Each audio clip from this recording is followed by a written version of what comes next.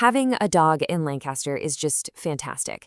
But to really enjoy everything the city has to offer, you and your dog have to be a team.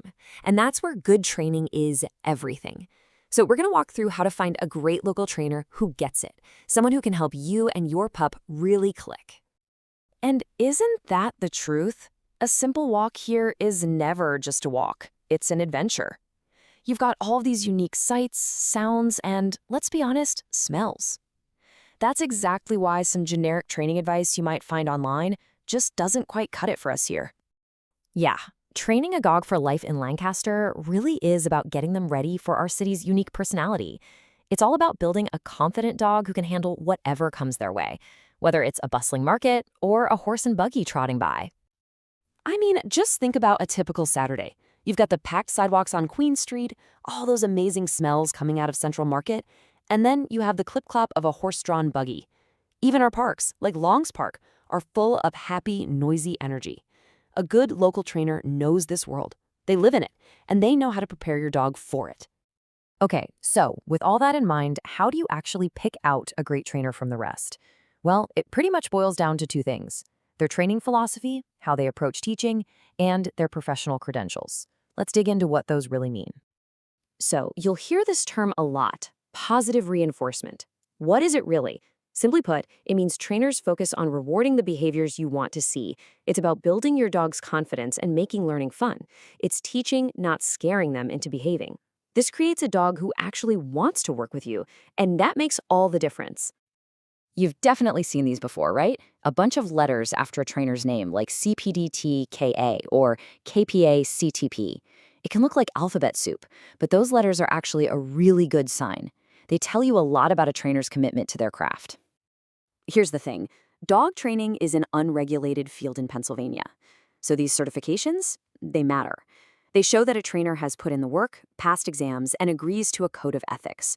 For example, KPA often means they're skilled in clicker training, while an IABC certification shows they can handle tougher behavior cases, like anxiety. It means they're a dedicated professional, not just someone doing this as a side hobby. All right, so once you have a short list of qualified trainers, the next step is figuring out the format. There's no one right way to do it. The best choice is really going to depend on your dog, what you want to achieve, and just your day-to-day life. Let's look at the two most common options. Group classes are great for learning basic manners and for practicing around other dogs in a controlled way. Plus, they're usually easier on the wallet. But private lessons, that's where you get that focused one-on-one attention. It's perfect if you're trying to work on a very specific issue, or if your dog just gets a little too worked up in a group. And there are other choices too. In-home training is amazing for things that happen at home, like barking at the doorbell or jumping on visitors. Day training is a solid option if your schedule's packed, and board and train programs can be a great way to kickstart things with an intensive program. The key is to match the format to the problem you're trying to solve. And of course, we have to talk about the practical side of things: money. The cost of training here in Lancaster County can vary a bit depending on the trainer's experience and what kind of service you're looking for. Let's get an idea of what to expect. So as you can see, a group class series usually runs somewhere in the $150 to $275 range. A single 1-hour private lesson might be between $90 and $160, and a little more if the trainer comes to your house.